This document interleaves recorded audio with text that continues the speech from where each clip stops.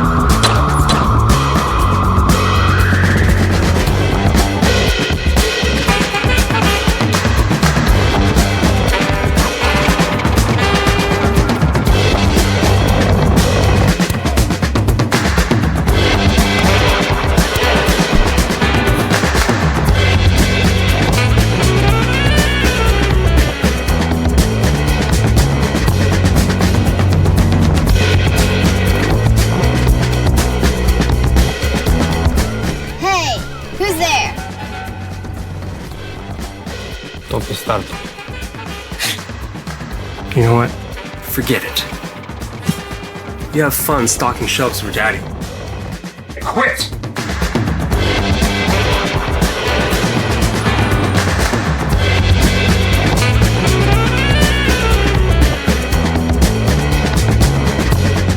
You think they're Soviet?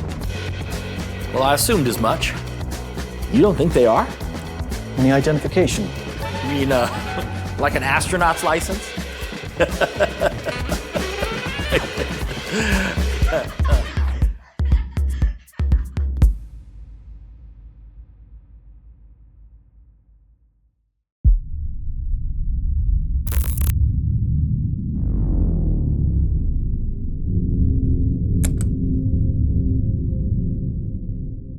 Thank you for joining us on the Downing Cut. My next guest has been a full-time film professional since 2009, specializing in movie operation and cinematography for commercials, industrials, and features.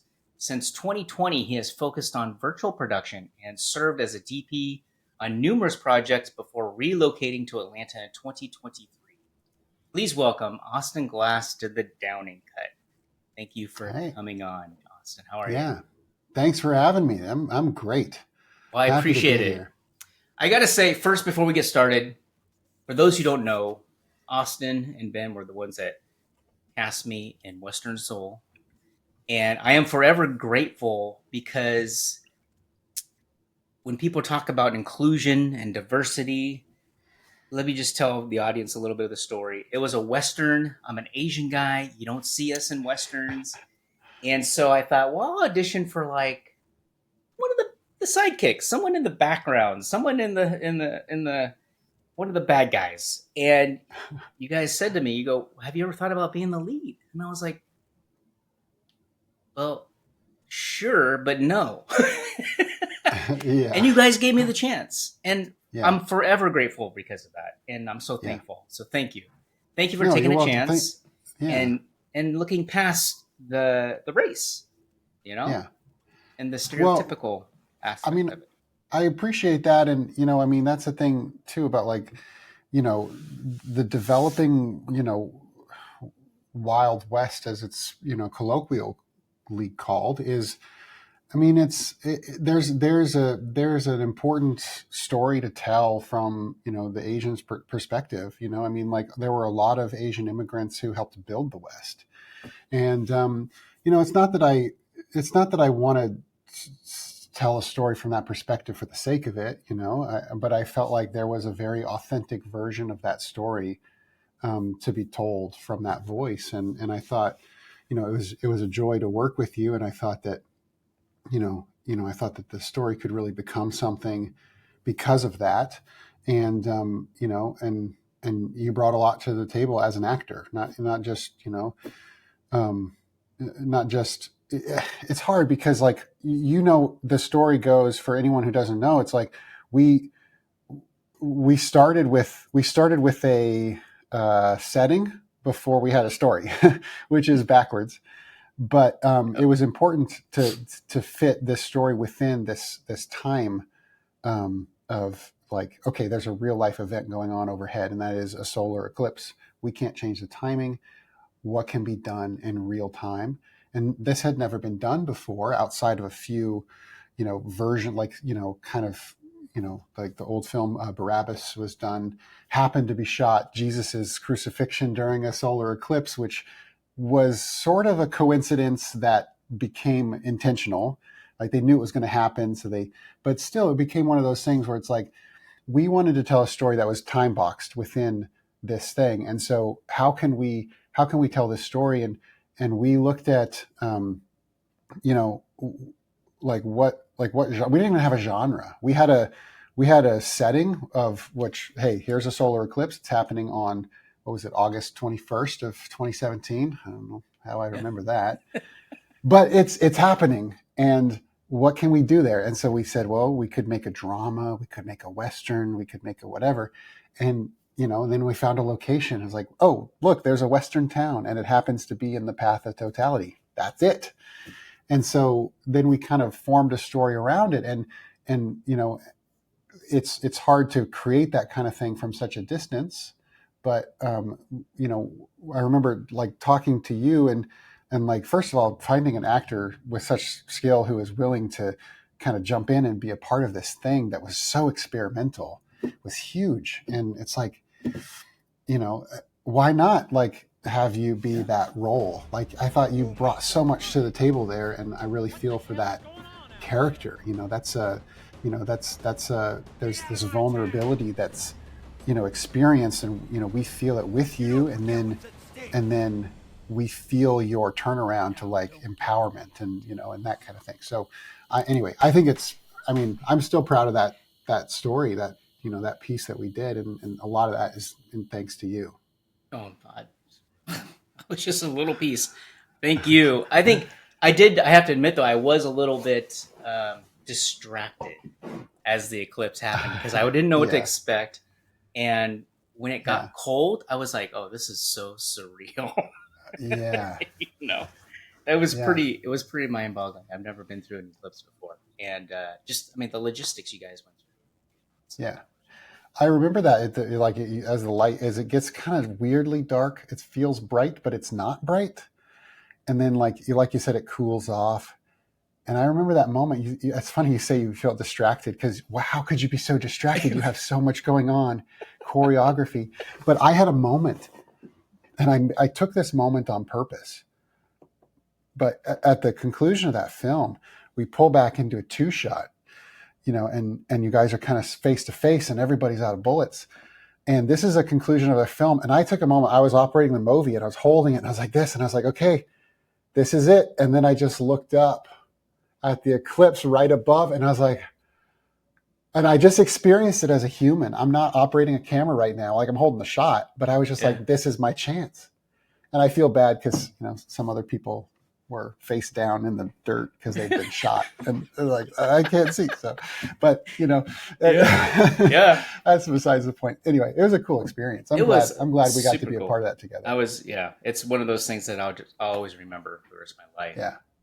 So, Austin, thank you again for being on here. And this is all about you. I really want to dig in and get to know you even better and just ask you, how did your journey start? What got you into film production? Well, it started actually, I think, what is a start is a hard thing to answer because, like we all dream, especially as kids, we dream about what we could be. And I don't really feel like there was a moment as a kid where I felt like this is what I was going to do.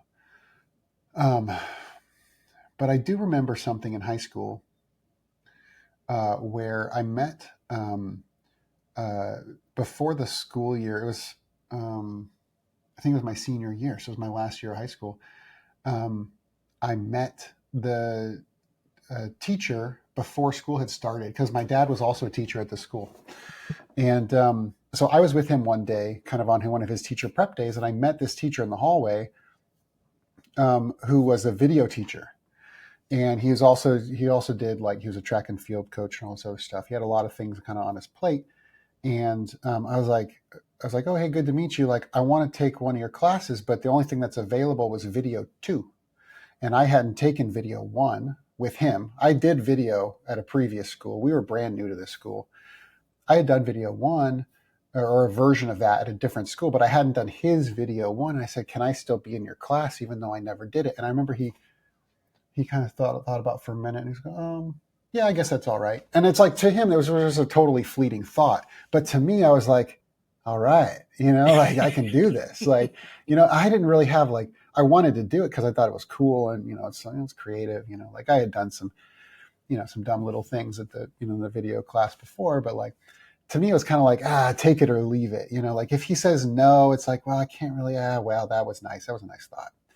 But because he said yes, he took a chance on me. I think of it like he took a chance, like as if there was anything to lose for him. Right. But he's like, sure, no problem. And he let me in, and I was like, okay, this became something. And, and then, throughout the course of that class, it becomes something where it's like, we get to know, like, other students, like, I forged, a good friendship with another individual in that class who was really into making movies. He had that drive. He had that thing, like, kind of since he was a kid. Like, he wanted to be a guy that made movies, and so I kind of, like, absorbed some of that from him, and, like, yeah, that sounds cool. And then so because we were friends, we kind of, so it became this thing where it's like I sort of developed it a little bit later in adolescence, but it still became something. And then, a couple years later, I wanted to get a job kind of somewhere in that video space. And because of a contact from that same teacher, he helped me get a job at an ABC affiliate in a town that was on the other side of the state, but it was something. And I was just making commercials, like local TV commercials, and helping out with the news broadcast, which was just so cool. Yeah. And then that kind of developed, into something else. That broadcasting kind of became filmmaking, over the course of a few years. And then, I kind of bounced around from, like, I stepped away from that and went to film school for a little while, didn't finish, but learned a lot while I was there.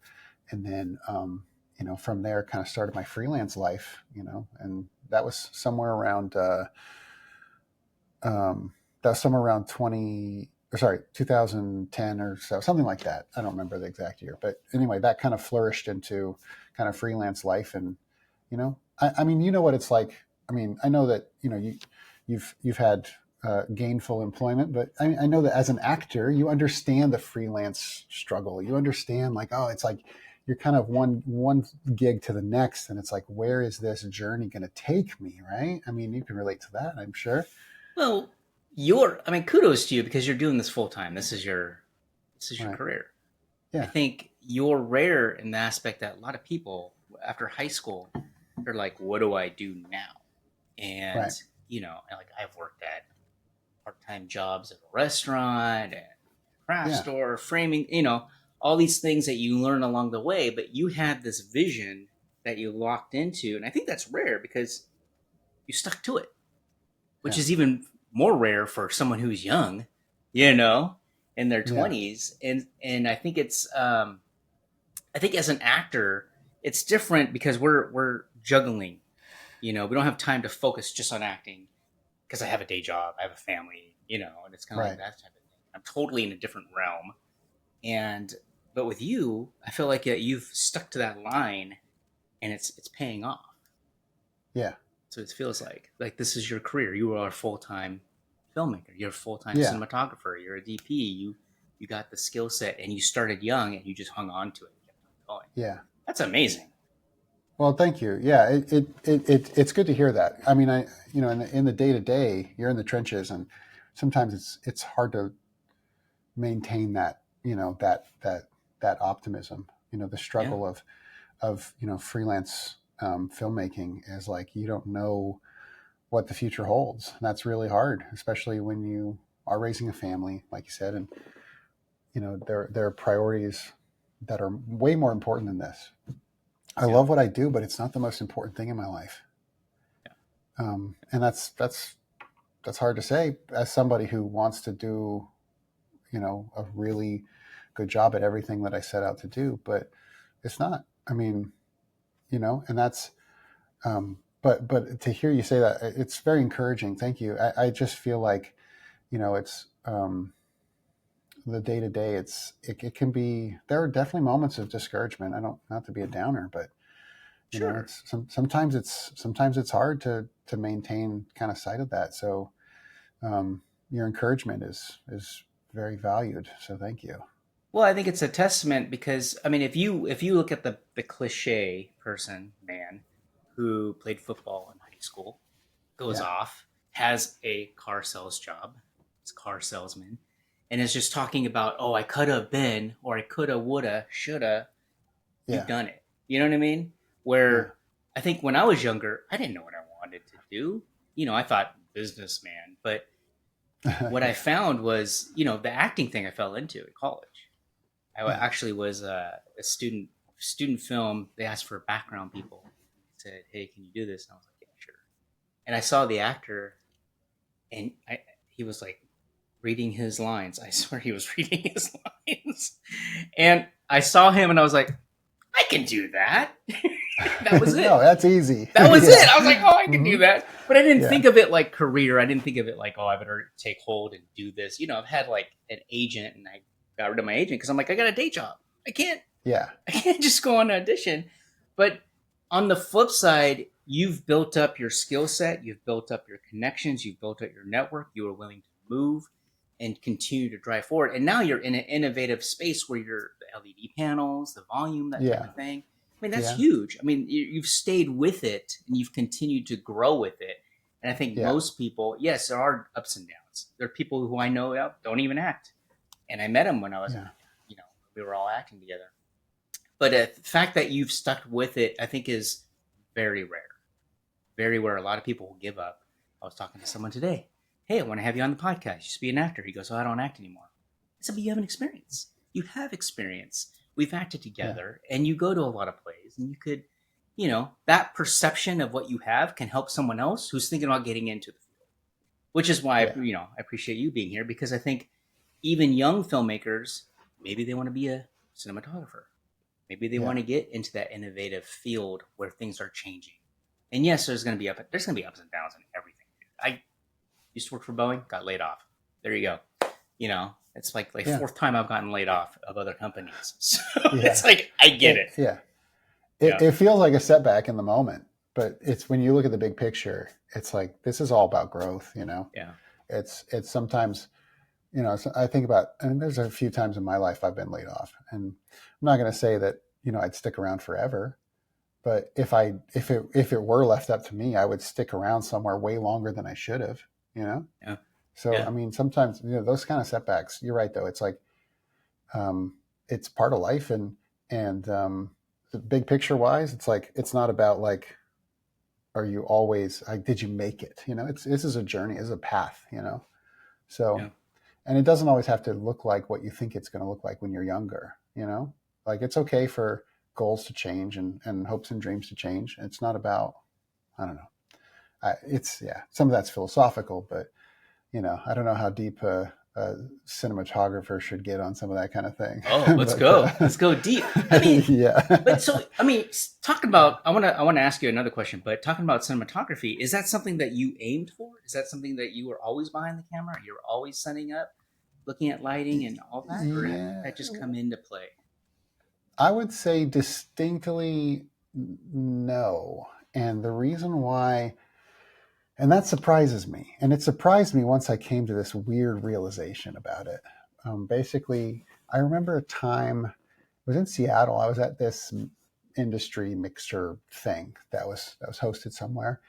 And I was meeting people. And at this point, I was camera operating, Movi operating. This was very early days of the gimbal thing, that whole gimbal craze that kind of took over. That started around 2013 or so. And this was very early on, probably within a few months of that product hitting the market. And somebody asked me, it's like, what are you a DP? Are you? And I was immediately like, oh no, that's not, no. And then I was kind of, I don't know, I wasn't really being like modest, or I was just like, no, I couldn't do that job. That's in my mind, the way I was answering it. Like, I'm not, that's whatever. But then later I was like, why did I answer that way? Like, why did I say that? Like, why can't I be that? It's like, when I was kind of starting in the film industry, everybody was talking about Robert Rodriguez, like he was the hot stuff with it. And he wrote that book, and he talks about how he made El Mariachi and this became this thing. And the thing in El Mariachi that he said in the book, that he said when he was talking about that was, he said, if you want to be a filmmaker, just be a filmmaker. Like the point he was making, I'm paraphrasing. I haven't read that in so long, but he's basically saying, like, if this is what you want to be, then just start calling yourself that. And then you kind of become that. And it's like, well, if you take that logic to its extreme, it's like, oh, well, I just gave myself a promotion. It's like, it doesn't, well, somebody's got to hire you for it, but whatever. Yeah. You've got to prove that you have the skill set. But it's like, I was kind of like, no, it's like, why wouldn't I want to be that? First of all, why wouldn't I want to be that, like a DP or cinematographer? Why wouldn't I want that? First of all. Second of all, like, why can't I call myself that if I do that, if I can do that task? And at that moment, I kind of decided, okay, well, I'm not just going to start calling myself that, but I'm going to start developing the skills. I'm going to say, well, this is a natural flow. We're going to start as an operator, either that's camera operator or even first AC, and you're going to work your way kind of up. You're going to gather those skills. And so then I became much more intentional about it at that. And that was the moment that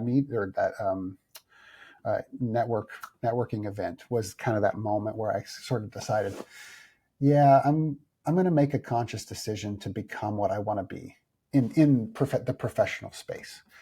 And from there, it's just like, maybe it took a couple of years before I felt confident using that term in regards to myself. Like I said, you can't just assign yourself a title and then have that be true. Like, people kind of have to accept it, like there's, like, do you think I'm this? It's like, well, guess what? I'm the president now. It doesn't work that way. Yeah. So you kind of have to, you have to sort of earn it in a way. And so I kind of worked on that, and that became kind of that impetus, that moment of change for me. It was like self-confidence. I mean, actors, Mm-hmm. the day you go, I'm an actor. Yeah. What do you do? Oh, just background stuff. I mean, it's Yeah. it's kind You're of still like, an actor.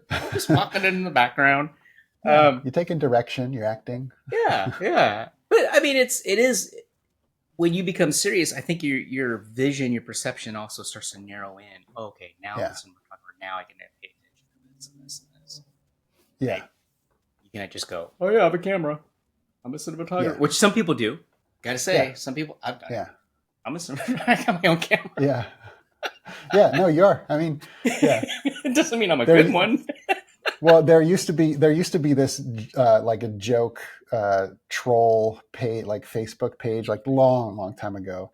But the title of it was, "My mom bought me a red camera, so now I'm a DP." That was the title. That's a long title, and the joke is that it's like, well, I got her camera, so now I'm a DP. All I gotta do is name it.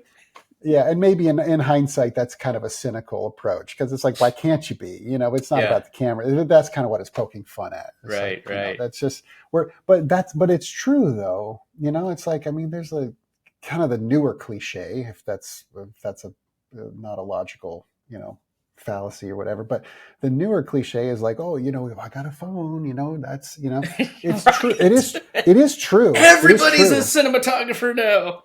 It is true, but there's a little more nuance to it than just, do you have a camera? It's like, what do you do with it? How do you use it to build something? Like, a story wise, what I'm getting at. It's like, there's a little more to it. If you want to look at the technical side, yes, that's a camera. It can record things. You can tell amazing stories with it.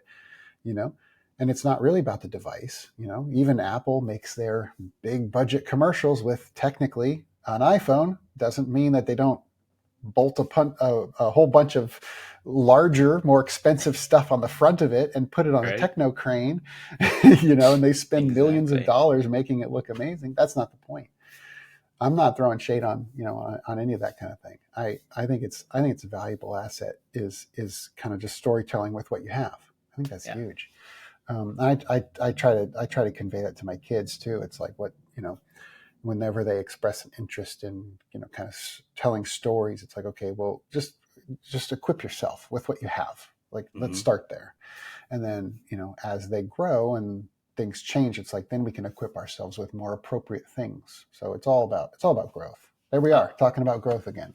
How old are your kids? So 10, 8, and 5. So they're all boys. They're all wild. They're fun.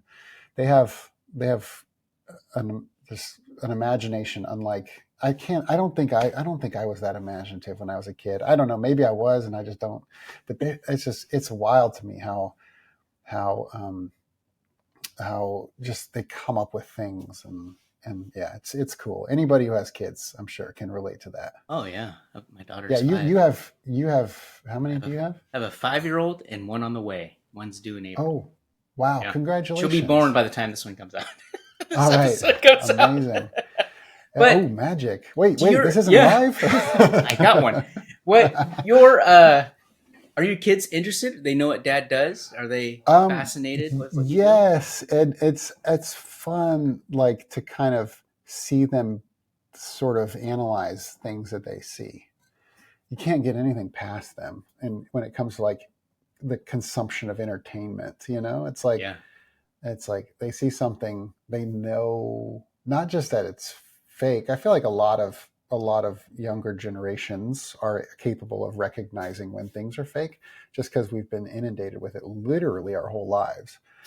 But there's something beyond that. They can kind of they look at it as like they can tell you how it was made, most likely. They're not always right, but they can really look at things as like. What's That's funny because is, of you. That's because of you. well, I mean, I think you're right. Like they've been on like virtual production sets. Like they've literally walked around while there's an army of 40 people doing this, that, and the other thing, and they're surrounded by an LED wall, and they're just looking around. Like I have a picture of my youngest son when he was probably 3, and he's got his hands behind his back, and he's just like he's the boss. He's looking around, just like, and but my point is they've seen the way the sausage is made, and so now they see something and they're like, oh, that was shot on an LED wall, and I'm like, well, that was shot in 1973, but or whatever. It's like, but the concept, yes, the concept is, you're right. That's artificial. That was, so the way they kind of analyze things is so amazing, and I think that's a lot has to do with that imagination and how they apply the things they've observed. I think just having kids, I think, is kind of a window to even just understanding how our own brains work, like the way that they analyze things and understand things. It's just so cool to me. Yeah. I've been trying to, Evelyn, my 5-year-old, I've been trying to teach her acting. We watch behind the scenes. We understand that shows that she watches aren't real, or the cartoons are voice actors, that type of thing, or any kind of commercial. Like, I'm just trying to instill in her, none of this is real. This is all imagination, and she knows, like, because of you, I met Philip Wheeler on Western Soul, and so we made a film together, and so she saw me editing that and filming that and all that stuff. So she got to capture, knowing that Philip was the bad guy, but yet he was nice in real life, that type of thing. Yeah. So she understood that. What, Austin, I want to ask you, and I also want to dive into your visual effects, but going back to the very beginning, you've worked with a lot of actors, you've worked on a lot of productions. What qualities or skills do you believe set an exceptional actor apart from the rest? I think a lot of it starts with an analytical mind. And I've met many actors who have that, and it's you know, when somebody, like, if you share a script with somebody and they read it and they just get it, but not in a way that like words can explain. It's like you're talking to somebody about it, or like somebody, like you're talking to someone who's read the script and they ask the questions that you're just like, wow, like that's, like I feel like all the best actors that I've gotten to work with have had that type of thing where they they um, they understand things with a depth that is so much beyond just memorizing words. And it's sometimes they see things that I didn't see when I read the script. Um, they they're but it makes more sense.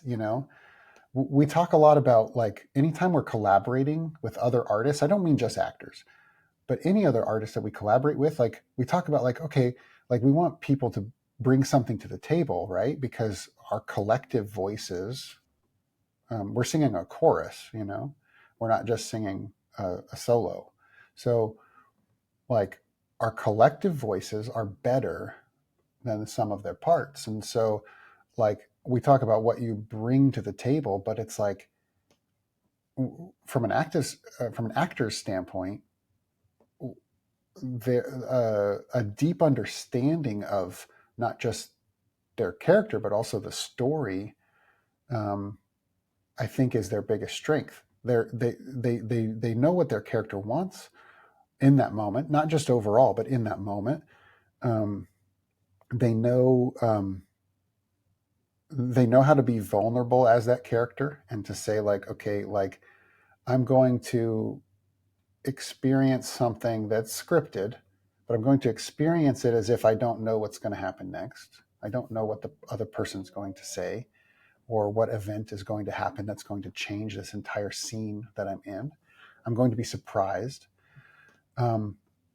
But they take that and then you expand it out and you say, like, okay, well, also, this story is trying to say something, not just my character. I'm this piece, but the story is trying to say something.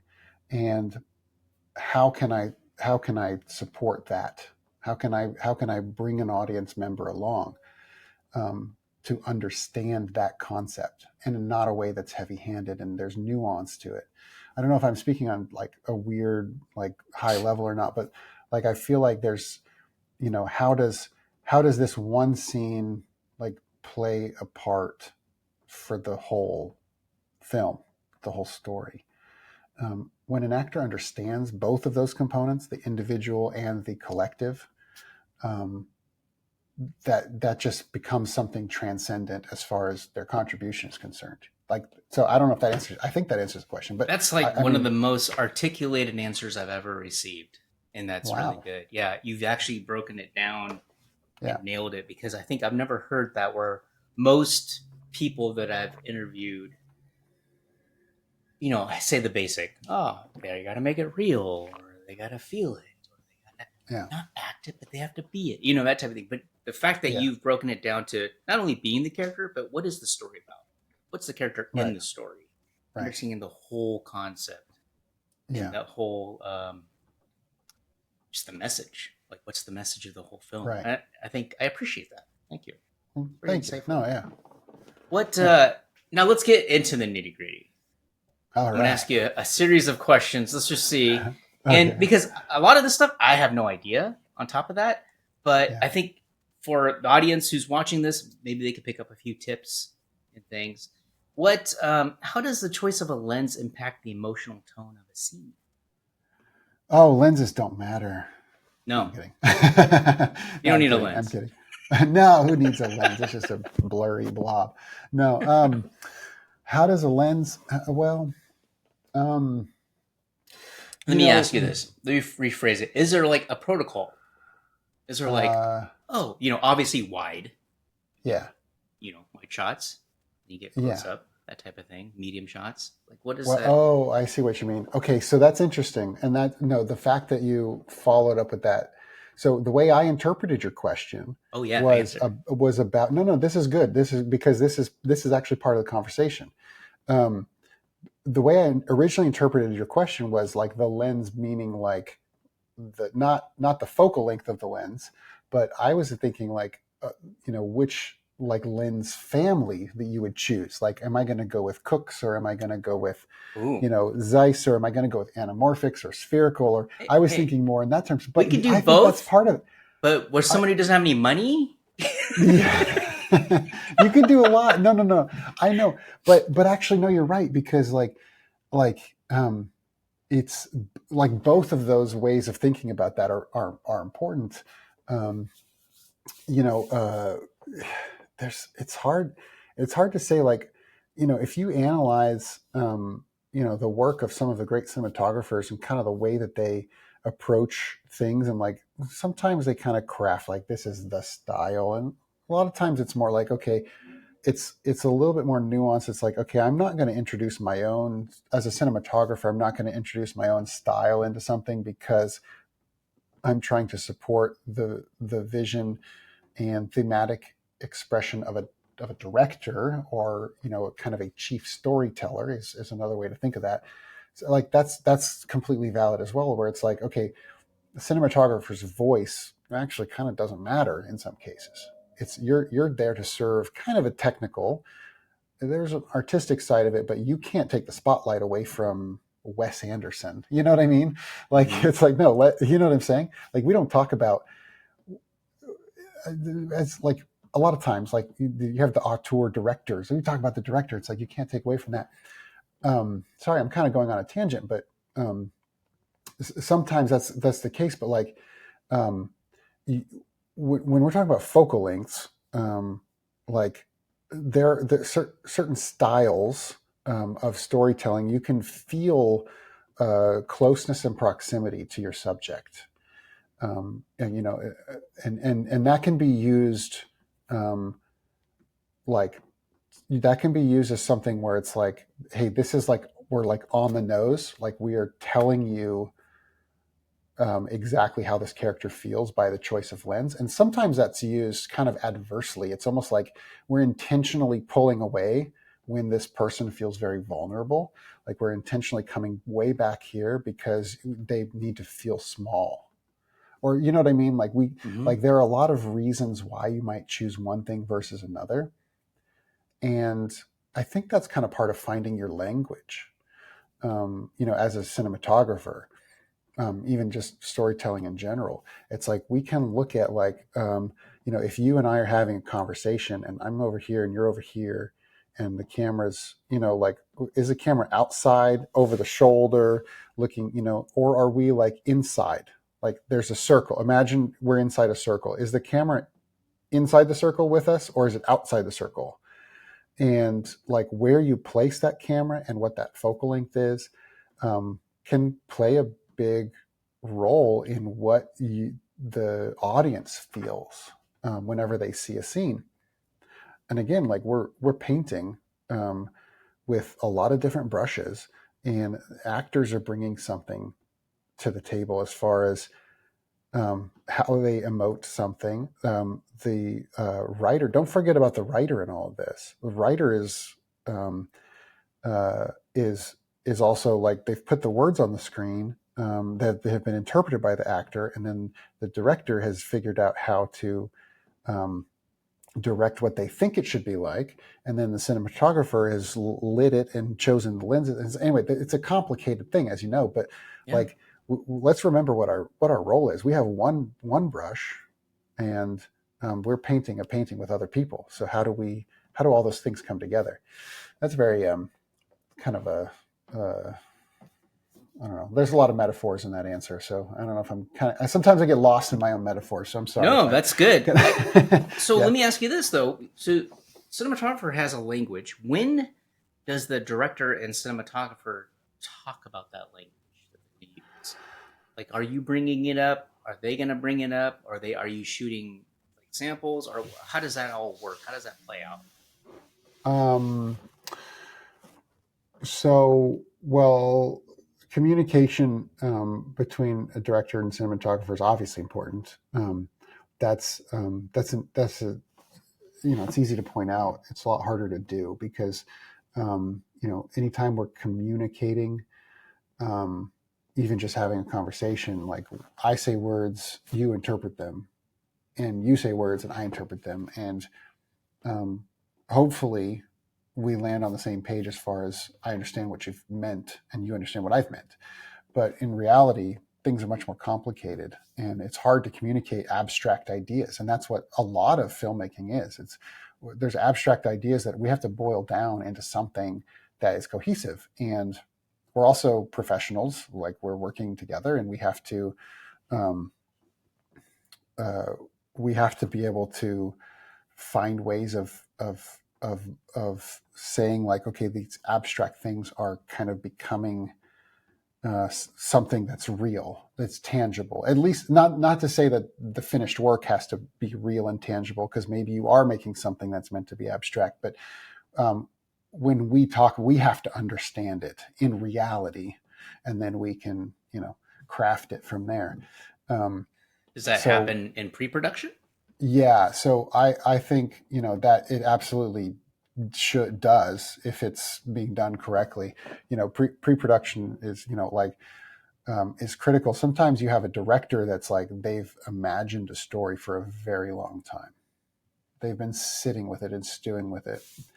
And it's always best, to bring on a DP as early as you can, because, it's important to, we have to absorb what the director's imagining. We have to it's not just we can't just show up to set and be like, okay, what are we doing today? No. Yeah. I have to already know what the scene is meant to convey for that day. What are we trying to say? There might be some nuance, and, we're steering the ship a little bit, in small ways on the day, but we have to already have this background of we've talked about this. We know exactly what, it's a little bit formulaic, or we've created a formula for it. Doesn't mean we can't deviate from it, but that pre-production is critical. It's absolutely critical. I don't know any crew, I don't know any department that wouldn't say something like that. Of course we want to communicate, but it's true. Have you ever been on set where you guys have already looked at the storyboard, had the conversation, you get on set, you set up the camera, director's looking at it, looking at the monitor, and he changes his mind?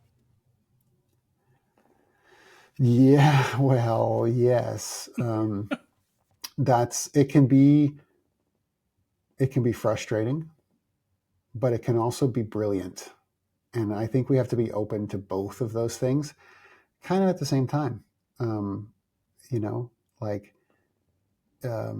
We have to understand that it's again, I talked about this before, but it's we're all kind of in service of a director. And that's sort of when a movie sucks, it's the director's fault. Maybe it's also my fault, but I don't really take the blame. Maybe the director blames me.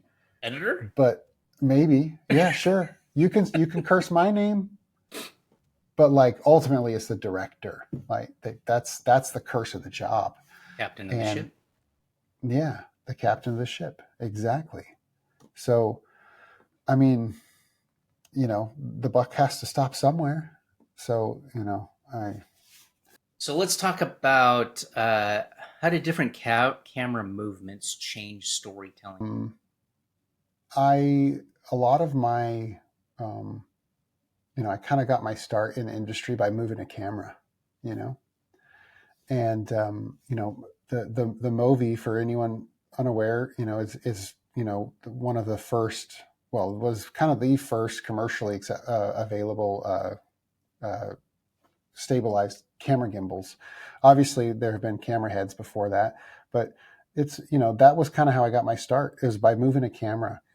And the thing that I learned by doing that job was that sometimes you don't want to move the camera.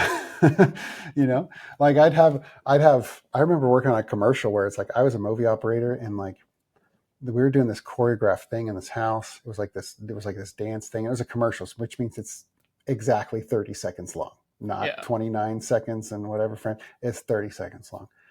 And there was we were doing this little, like, I don't know if it was like a social piece. Like, it didn't have to be exactly this thing, but we were on a movie so that I could do this big choreographed thing. And then but the director was like, oh, but we need this other thing that's part of it, but it's not. So it's like, I want the camera right here on this thing that was on the table. I was like, oh, okay, great. And then I kind of hold the shot up there, and he's like, and I was like, and then what?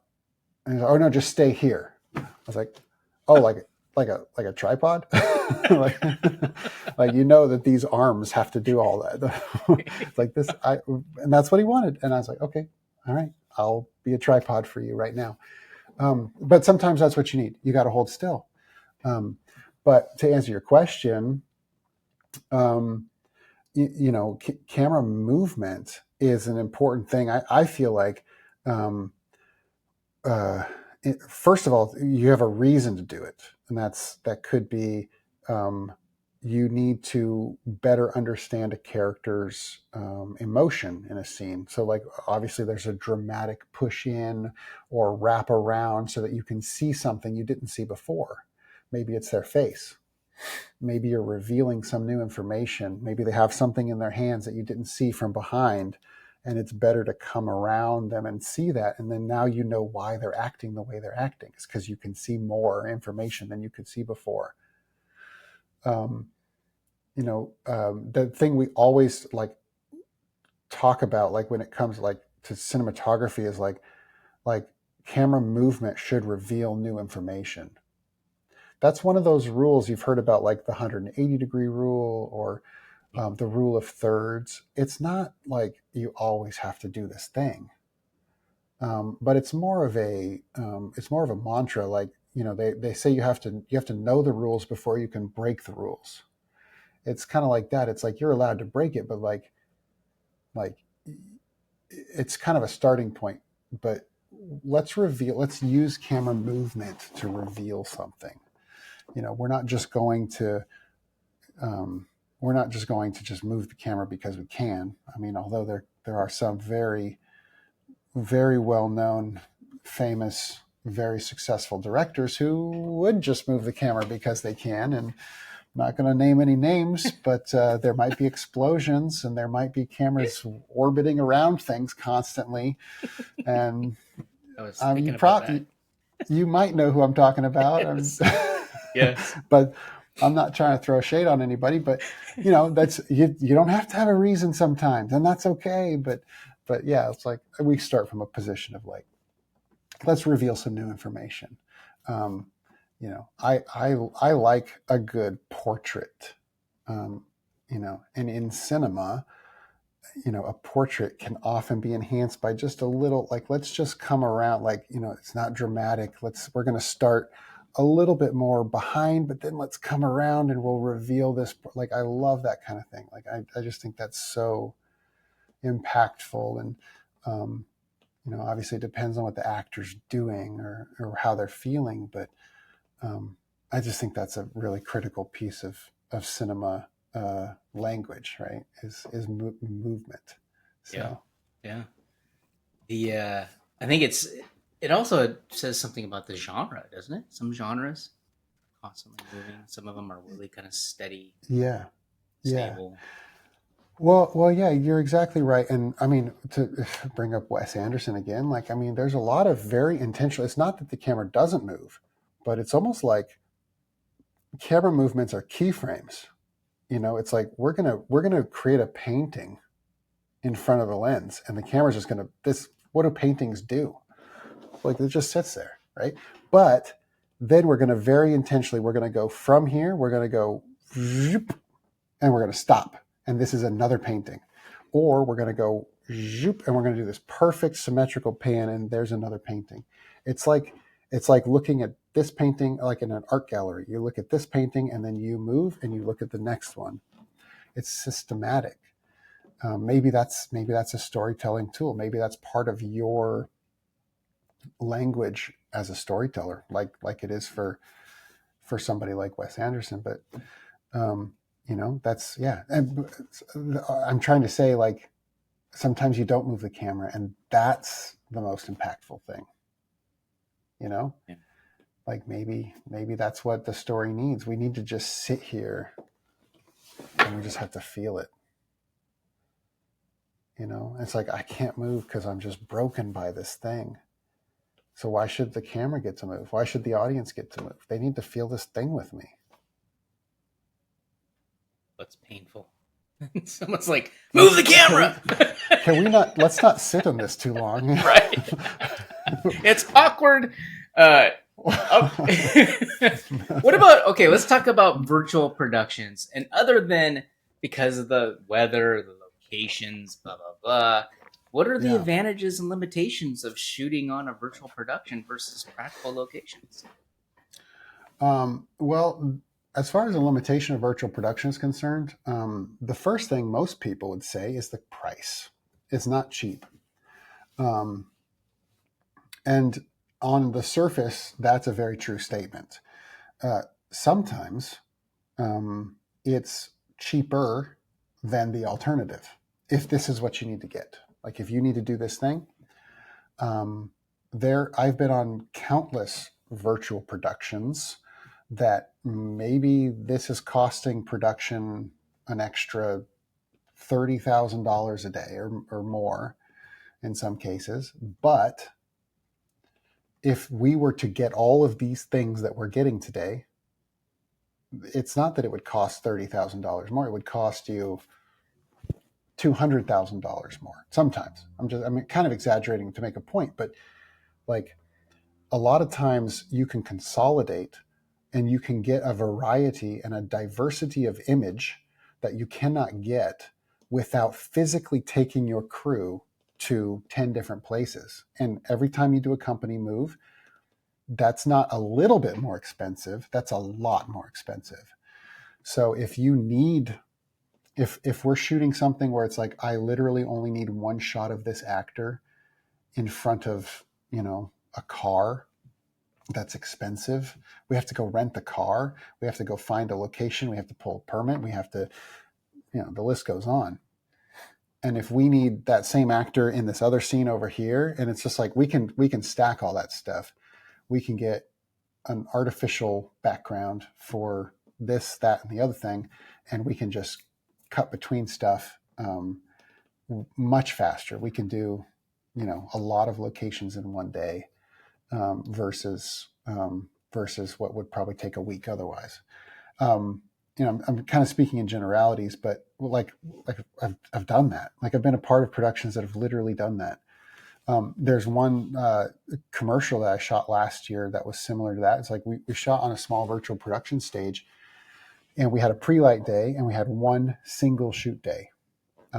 Pre-light day has, pretty much all of the crew, doesn't have the talent. So you don't have to pay talent for the whole day. Sorry about that. Maybe you have stand-ins or whatever, but we're lighting everything. But in 2 days, we did 7 different scenes. Oh. And I say 2 days, again, one of those was a pre-light day, only one actual production day. We did 7 different scenes, and that was the entire commercial, which 7 scenes in a commercial that's a pretty good number.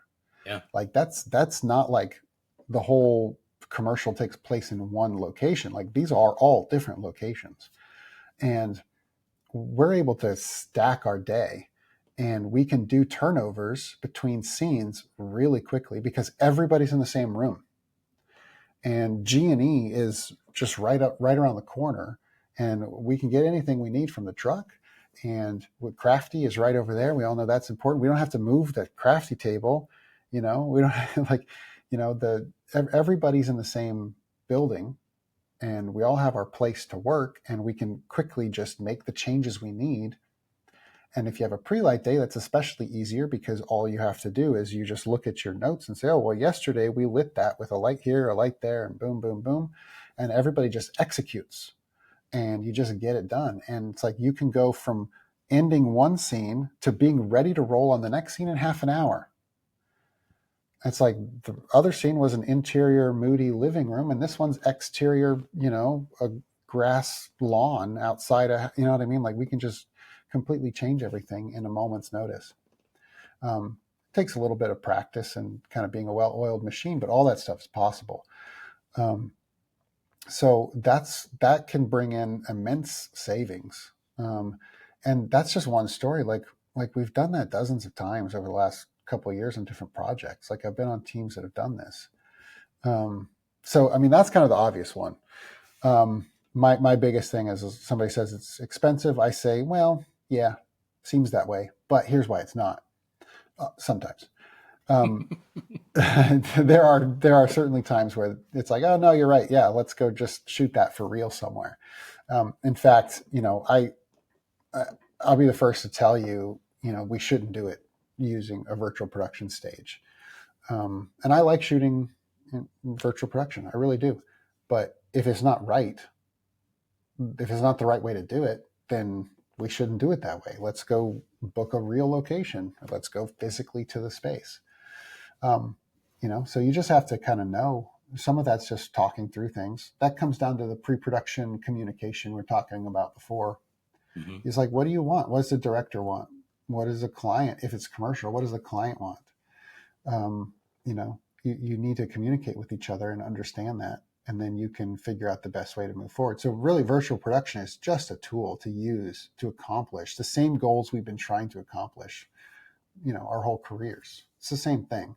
Do you think that virtual production, I mean, obviously, artificial light and any kind of especially if it's some kind of sci-fi or something out there, you have the people who have to develop the actual imagery, 3ds Max or whatever program you're using, and versus just having a set or going out in a location. Can people tell? Are you able to tell? It looks real. Does it look fake? Are they starting to get so close together that people are like, oh? It's a lot of times it's easy to tell, and a lot of times it's really not. It comes down to, I think, the skill of the team as a whole, because it's tempting to just do things kind of the quick and easy way. Don't get me wrong, I've gotten some great results just using a quick little fix for something. But there are certainly times when you're kind of revealing your hand a little bit. You are crafting an image. You're crafting an image, and then what's in front of the camera is real. You have a person, and maybe some other practical elements, but then what's behind them, it just it feels a little cartoony or video game-y. I mean, remember, a lot of times we're using Unreal Engine, it's literally that's a video game engine. That's what it was created for. That's what it's still used for. 95% of the time, that's what it's used for. Virtual production is just a small piece of it. This film kind of need. So, if you're dealing with experienced artists, there are ways to kind of get a little more photorealism. The thing I always say to, producers or directors who want to do this is I say, okay, well, we're going to spend a bunch of money to shoot this on a LED wall. And then we're going to cover it up with stuff. We're going to put stuff in front of it because we're kind of obscuring those LED pixels as much as we can within reason. We want things to look like they're going to look more real if they're kind of blocked and obscured. And a great example of that is I'm in this hotel room and there's just sheer curtains back here. And that could be an LED wall right out there and you wouldn't know. And it's well, yeah, but I mean, I know that there's not a lot of detail out there, but imagine there was a city out there, it's daytime. Okay. Yeah. Imagine you could see buildings and cars driving by and stuff. It's if this were a daytime scene, if we just showed that and all that was made in Unreal Engine, it would probably look fake. But if we put some sheer curtains in there and you just see kind of pieces of movement and you kind of get a sense of what's back there, then it's going to feel 100 times more real, because it's like you really only need a suggestion of what you're supposed to think, and your brain will fill in the gaps. But if it's too if the suggestion's a little too like on the nose, it's a little too forced, then you understand that what you're watching isn't real. And so like we kind of want to walk that balance between like, okay, well, it's obviously not real. The thing I would always say is like, okay, like this is actually true for VFX too. Just normal post-production VFX is like you want to always start with something that's photographic. Like you're going to make something 3D, but you're going to texture it with something that's actually from a photo, like it's real, because our brains will accept that as real if there's some degree of authenticity to it. And we always know, right, when you're watching something, you kind of always know that something's not quite right. If like it's just things are just too artificial. We have a sense about that. It's that uncanny valley. Yeah. We talk about when it comes to like facial, like things, I know that that's not quite real. And my instincts are that this thing is dangerous to me, like on a primal level. This is dangerous because it's just artificial. Yeah, something's weird about it. Exactly. So we want to obscure that in a way that you don't question what you're seeing. You just accept it because you're not supposed to be looking. Stop looking out the window. Look at me. I'm the actor. Look at me. This is your story. Well, it's interesting you say that because I think lighting's kind of like that sometimes, where you see people and they're like, where's that light coming from? Why are they so well lit, in this place where they're at? And it's like, how do you balance that and trying to light an actor, make it look natural, but yet you see some other films that the actor doesn't like, it's bouncing off the ground, it's bouncing over here. You know what I mean? How do you balance that? What I like to do when we're talking about lighting, and this could, honestly, you could apply this to anytime you're trying to do something in virtual production too, is I like to, like, I dream big on something, on a goal, like okay, we're going to light it in this way. We're going to do this, like I want this kind of light here and this here and whatever.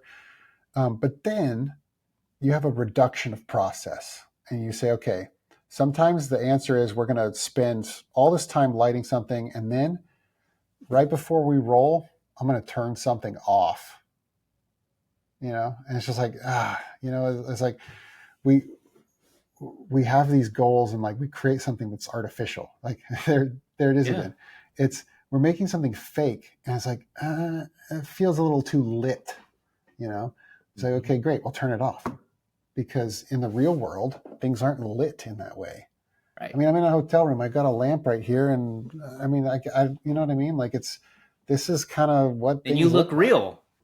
I'm real, and it's, it's like, it's like sometimes this is the way somebody looks, and it's like, well, that's not good cinema, So, but maybe that's more. Now I'm thinking about the whole. Okay, maybe that's more. You accept it more so. Like you're understanding that. Like real life isn't always perfectly pretty. So it's like we have a tendency to create things perfectly. So then just break it just a little bit, scratch it, just like obscure it. This is why we put, beauty filters in front of lenses too. It's just like, well, if things are too perfect and too crisp, like let's just diffuse it a little bit. Let's kind of, you just got to make it perfect and then scratch it up and break it. Well, speaking of like cinematography and using the sense of depth and dimension and making it kind of have that, what kind of techniques would you recommend to add that depth and dimension into making it look cinematic? Well, I mean, or is it I think it's a lot of it's in the lens, but I mean, there are so many like cinematic tools, techniques, right, that you can use. It's like, it's hard to just say like, oh, do this one thing.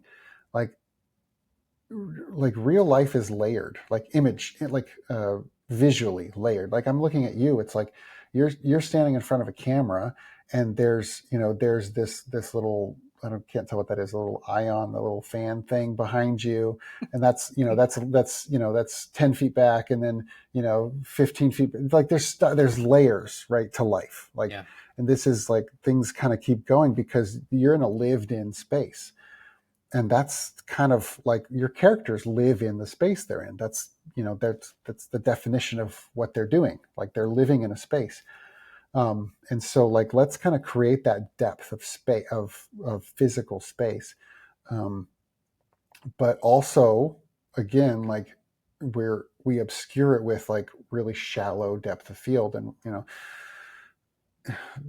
there's like a trend that I think we're kind of beyond now, but 10 years ago, everybody wanted everything to be super shallow focus. And so it's like the only thing in focus is like my eyelash, Right. And then like, oh, look, it's so cinematic. Yeah. It's like, yeah. well, maybe that's what you want, but also like, let's close that aperture a little bit, allow more to be in focus, like let's because we want to see some of that detail, we want to understand the space that somebody's in. Cinematography is all about like spatial awareness. I hate to boil it down, it's all about this. No, it's not, but it's that's what it's about. There's a spatial awareness, and we do that with light. We do that with set design, which isn't technically in our department, but I'm saying we're photographing it, so it's kind of part of it. We do that with framing, right? How we frame a shot, where we place if it's an actor in the shot, where do we place them in a shot, and all that stuff is part of the cinematic language. It's like you kind of have to know what are the tools, and then how can we accomplish that, like. Or which ones do we want to use to accomplish what we're trying to do? So you kind of pick and choose. Like, I mean, I'm a sucker for cheap, like old school effects. It's like, okay, well, like there's the old one about like, they used to just stick pantyhose in front of the lens, to diffuse it. And it's like, well, we can replicate that with different kinds of filters and stuff. It's like, or we can just go get pantyhose and put it in front of the lens, It's just like, I mean, it's just, whatever, Yeah. It's like, maybe that's right for this shot, maybe not for that one. Let's just kind of like, there's no wrong answers. I mean, what about haze? Yeah, exactly. Haze, yeah, atmosphere. So I love that though. I love that you bring up haze because like if you have a haze machine, like I'm always like, why is it smoky in here? Like, why is this like this is an elementary school. Why is it so, or like, you just don't understand. It's like, is there a wildfire somewhere that's supposed to be part of this story? Like, you just don't, and it doesn't make sense. It's just like, you're right. Like, so it's again, like, reduction of process. It's like pump the room full of haze and be like, and we're ready to shoot. Right. That's too much. Get rid of some of that haze. Let's air it out. Like, somebody open a window. Well, yeah, you see some of the I've seen some films where it's like back in the day and the light's coming through the window and you see the light rays and it's a haze and you're like, that's a lot of haze, or it's supposed to be really dirty. Dusty. Yeah, exactly. Yeah. I mean, who doesn't want to see the light beams? Like, it's so cool. It is cool. It is cool. But then you're like, is that normal? Yeah. It's like, I don't see any light beams in my hotel room here. Like, what? I don't understand. Right. Like, right. You're not cinematic. Like, It's not cinematic. Like, is it dusty? Austin, I got to ask you about this. Okay. Yeah. Are you ready? Visual effects. And you know where I'm going with this one.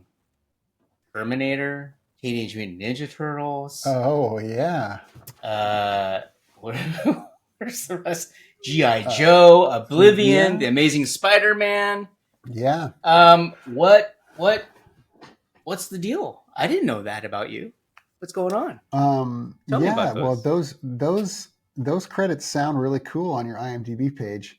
And they are all real, but they're not as, I mean, I don't know. I don't think I'm being like, there were jobs, like for a while there, I was getting these gigs as like, I was kind of a helper, you know, like I was just like, which is fine. That's totally fine. Like you look at like um, the Oblivion. You brought up Oblivion, right? That was really cool looking. Um, Tom Cruise sci-fi film, which has a great look. In fact, great example of early virtual production work. By the way, like there Oh, were no LED screens, but they used a lot of rear projection for these skies and stuff, which is super cool. okay. And still, I mean, kind of an old technique, but in used in an innovative way. But the work I did on that was like there were like screens, like which they had a cool UI that was very futuristic, and the Yeah. characters are kind of tapping on things and turning fake dials and stuff. It looked really cool. It was a major part of the visual language of that film. Um, I animated some of that stuff, but not in a way. Actually, I'm not totally sure how it was used. It wasn't, I don't believe that the stuff I did was actually used on screen, but it was used as a way as a reference for them to create the thing that ended up on screen, if that makes sense. Oh, okay. I think. I don't know. I think that's an accurate way to say it. I'm So not you were totally building sure like of the more of a process. template so that they can lay over the actual Yeah, effects, kind if of you will.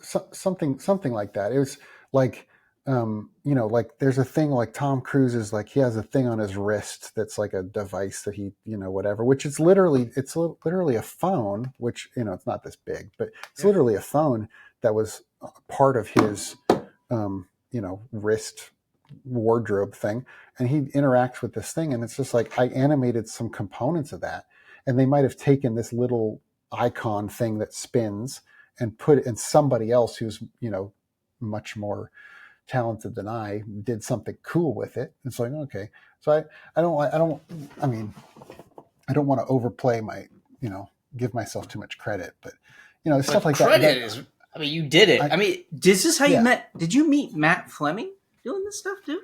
Oh, you know what I did? Because he's got No, similar credits. yeah.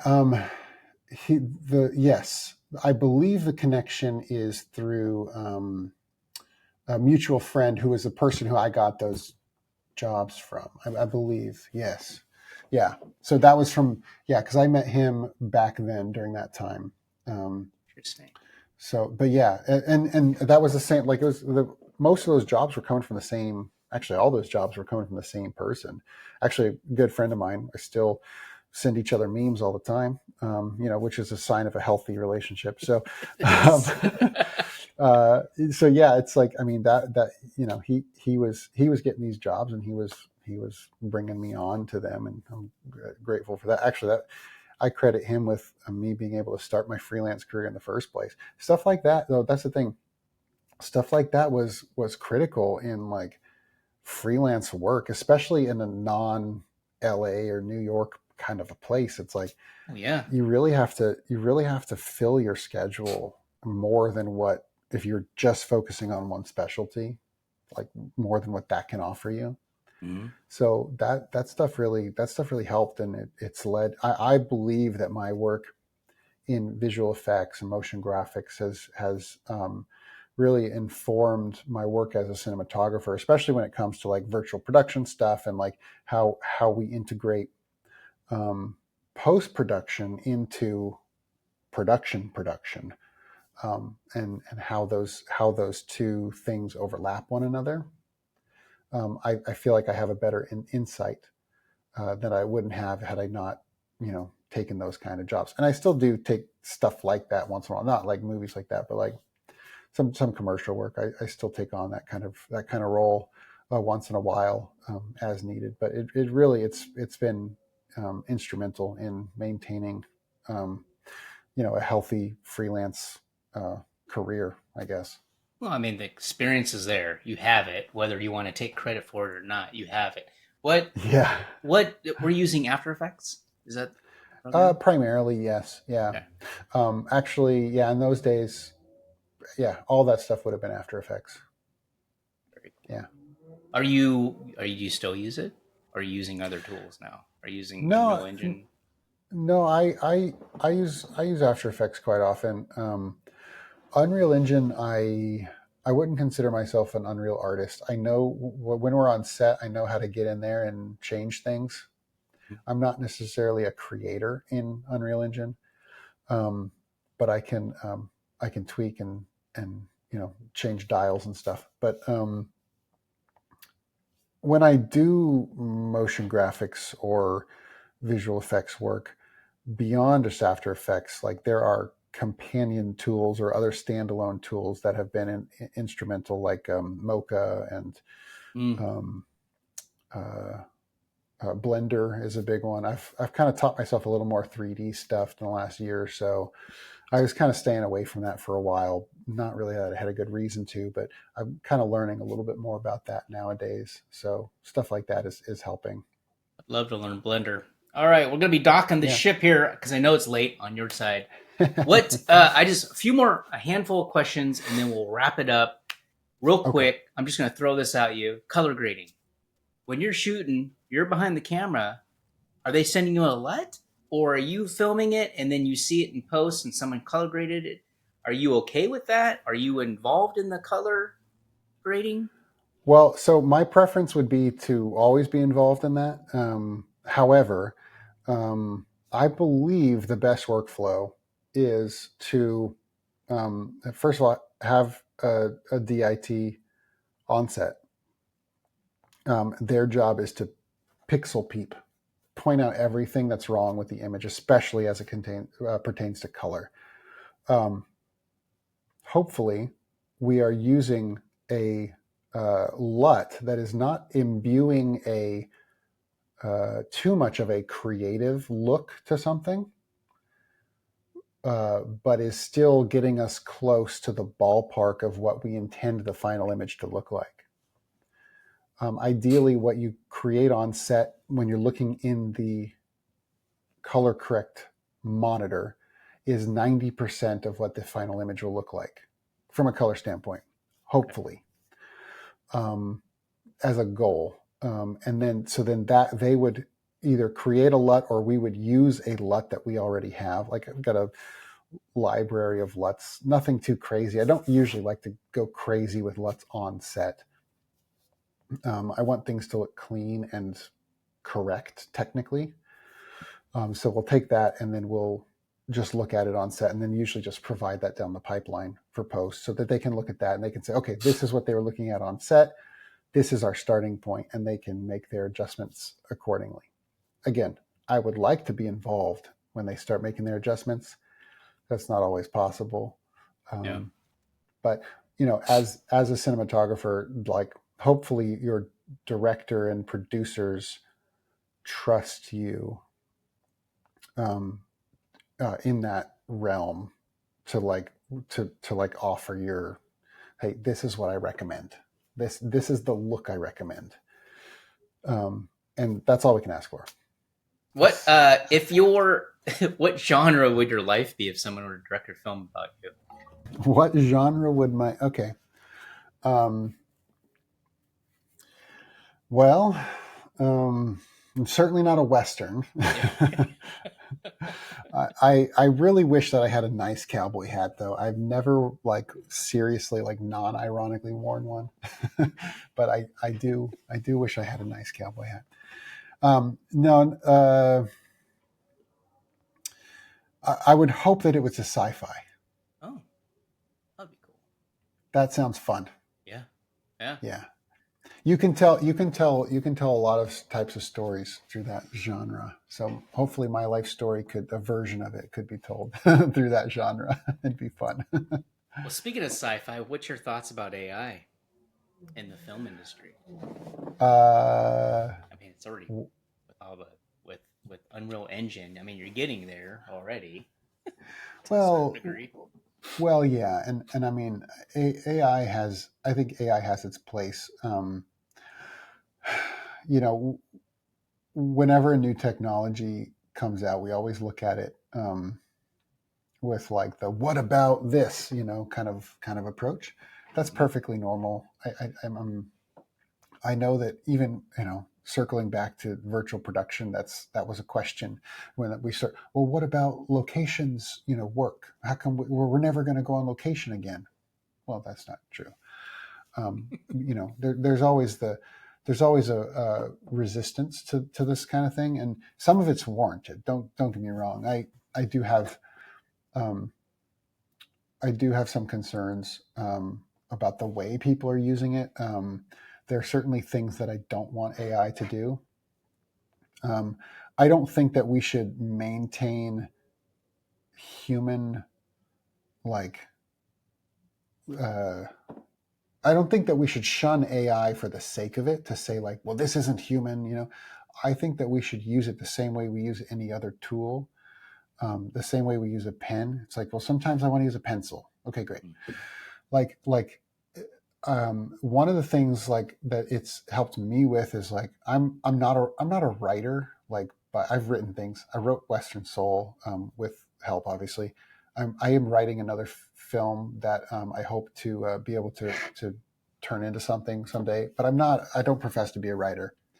That said, I don't want AI writing my stories for me, but it can analyze my stories and help me identify things that I wouldn't notice, like as an editor, right, would do. Like they might say like, oh, here, this storyline that you introduce here doesn't go anywhere, so you don't need it, or you need to support it somehow. It can identify things much more complicated than I can wrap my head around. And that's just one example, but I'm saying like it has a place as a tool. Does it replace people, humans doing a certain job? I mean, maybe sometimes. Not that I want that.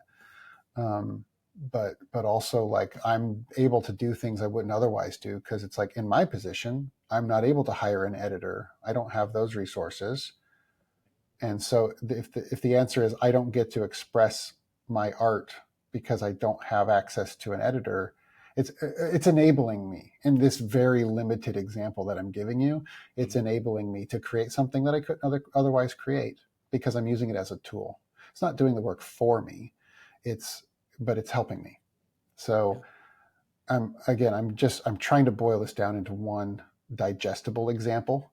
I think there are lots of ways to apply that logic. And obviously there's certainly lots of ways that it can be abused or used in a way that exceeds its usefulness to art or to humanity as a whole. People will use it in a way that is not helpful to us. Overall, people are doing so already, and I don't want to watch a sitcom that's got a bunch of AI voices and whatever. I don't know. I don't want to do that. Right, like written by AI, someone just typed in a prompt and then it just did all the work. No, that's not interesting. Mm-hmm. So it all comes down to that authenticity. We're talking about before. Yeah, like we have an eye for authenticity. We're very capable of identifying things that are fake. AI, the best kind of breakdown that I've heard for it is, are you familiar with the mirror test? Do you know what that is? It's a psychological experiment that was done. So basically, in its premise is a gorilla is shown a mirror, or different animals are shown a mirror. Mm-hmm. And how they react to what they see in the mirror can tell us something about their understanding of the world. Do they see their own reflection as another predator or another animal, or do they recognize it as themselves being reflected back at them? So you might have an animal that believes, like a gorilla sees this other gorilla in the reflection and attacks the mirror because they believe that they're being attacked. AI is, in a lot of ways, it's literally that. And it's not just figuratively that, but it's literally that. It's kind of just regurgitating ourselves back at us. It's reflecting us back at ourselves. The question is, do we recognize it as another intelligence, or do we see it for what it is, which is just a reflection of us? That is so profound. Well, I didn't come up with that. I'm regurgitating. That is like one of the best. You're hitting the marks, man, tonight. It's just like words of wisdom and great perceptions. What Austin, what are you working on next? Or is anything now or in the near future that people should be aware of? Yeah, actually, um, the script I mentioned is, like I said, I'm not a writer, but I'm writing anyway, which is, I think, a great approach to anything. Um, I have been working on this story. I did shoot. I'm scared to admit that it was about 2 years ago that we shot this proof of concept, which is meant to be like a hybrid trailer slash kind of extended proof of concept thing for this story, even though the script's not done yet. I wanted to create it both as a way of understanding visually what we're dealing with, but also as a pitching tool. Um, and It's called The Last Soviet in Texas. It's about a couple of cosmonauts during the Cold War who crash land in Texas. Go figure. And it's You might think of it as a comedic fish out of water story. No, I'm kidding. It's a drama. It's historically plausible. That's the goal. Did this ever happen in real life? No. Could it have? I mean, yes, actually, it could have. There were actual protocols in place for this very thing happening as a premise. Interesting. So I've taken these two characters, I've forced them to crash land in a place where, um, Soviets, communists don't belong. And it's not a comedy, I promise. Okay. I was hoping it would be, but it is. There are kind of funny parts, but not in a way that makes it a comedy. Yeah. But that's what it is, and it's something that I think is very. It's important to me to tell this story, I think, because it's to me it's kind of an exploration of us as people. I I think that we have a tendency to look at ourselves as sort of like we are different than one another. It is my side versus your side, and you belong over there and I belong over here, and we are not the same. And I wanted to kind of force these two ideologies together and to say, like, okay, will you know can we accept um, our shared humanity? And so I have kind of different sets of characters that sort of explore that theme kind of in their own way. And I think in a way that is very dynamic and interesting. And I'm into space stuff. Yeah, so we shot this thing, did it when I still lived in Washington, had some really great costumes made and some sets made. And like it's super to me it's super cool, kind of the way seeing all this stuff come together. And it was a lot of fun to create. And yeah, we have the proof of concept done. um, but now it's kind of in that phase where it's like, okay, can we find the right people who might be interested in funding this as as a kind of a medium budget indie film. Like, we're not looking for big studio stuff.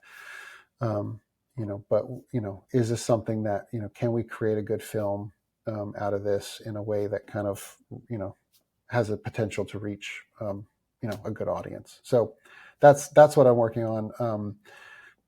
I'm kind of forced into some roles that I'm not totally comfortable with, like that are more foreign to me. But it's been a great way to kind of grow and to learn more. So that's kind of what I'm working on. So right now, people can go check out the proof of concept. It's not being promoted outside of just this type of thing. It's not really being promoted as like, hey, let's get this out to the masses. I don't like really tweet about it or post on Instagram or whatever. Like, I have posted images from it, but I'm not like pushing it like crazy, because it was created as a tool where it's like, while people can see it, it's really meant for the right person to see. So I take it in hand. I say, here's my film. Like, you have the money, let's make it happen. That type of thing. It's a pitching tool. So that's kind of the phase I'm in now. But I have to finish the script, which I'm still obsessing over the particulars, and I'm doubting myself at every moment. Oh, I'm just being man. honest with you. Yeah. Just being honest. I think Deep it's breath. I think it's important, but it will get finished, and it is something that I am excited to bring to the masses when the time is right. So Is it on your yeah. YouTube page? Yeah, I have it again. It's kind of more like I intentionally posted it on just like my regular YouTube page. It's like I'm not trying to get followers or likes or like But we'll I link posted it. it there. We'll link it in the show Well, notes. no, I appreciate that, and that's absolutely kind of the way I sort of want it to be shared. I just want people to find it, and um, but yeah, it's on there for people to watch and share, and hopefully somebody's rich uncle is going to see it, and then maybe they're watching this right now. They're probably in Texas. Yeah, I think so. I hope so. I'd love to shoot in Texas. I do like. Oh, it's so hot there. I do. I do like the philosophical aspect of it. Things that make you Yeah, think. yeah. And it's a little timely. I mean, I've been working on it for a long time, so certain world events hadn't yet happened when I started writing it, but it's a little timely. I think there's something to explore there, in current contexts. I'd like things to. I don't want it to be. I'm not trying to make a modern political statement in any case. Mm-hmm. I might accidentally make one, but I'll have to cross that bridge when I get to it, because who knows what the world will be like whenever the Right. film is finally finished. Austin, what's the best way for people to reach you? I'm pretty active on Instagram. Um, uh, I'm reluctantly on Facebook. Maybe you could find me there if you wanted to, but I don't spend a lot of time there. So I will respond to messages sent there if I see them, as long as they don't get sent to that inbox that nobody sees. But Instagram is good. And you have a website. I do have a website. Yes, tell your friends, especially if they hire cinematographers, to go to my website and then hire me. I will definitely do it. Thank you so much for being on the Down and Cut. Yeah. I appreciate your time and your wisdom. Yeah, thank you. It's been great listening to you. Yeah, it's been fun to catch up. Thank you. Thank you.